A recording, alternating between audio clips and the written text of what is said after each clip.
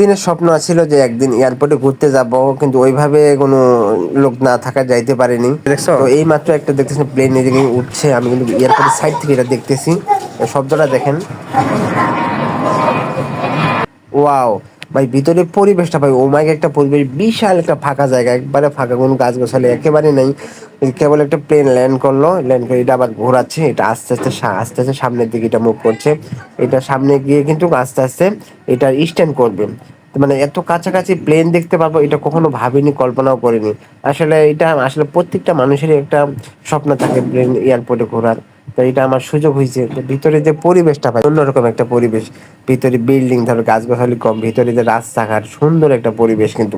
আর এই কাছে থেকে কিন্তু প্লেন গুলো দেখা যাচ্ছে, দেখতে পাচ্ছেন আপনারা ভিতরে যে কতগুলো প্লেন এখানে কিন্তু স্ট্যান্ড করা আছে। আর এটা হচ্ছে সেই কার্গো বিমান, দেখতে কেবল এটা ল্যান্ড করলো, এটা দুবাইয়ের একটা কার্গো বিমান। তো এটা এত মানে একটা প্লেনটা যে ভাই এত বড় এরোপ্লেন, মানে এটা প্রায় 8-10টা ট্রাকের সমান হবে, বিশাল উঁচু।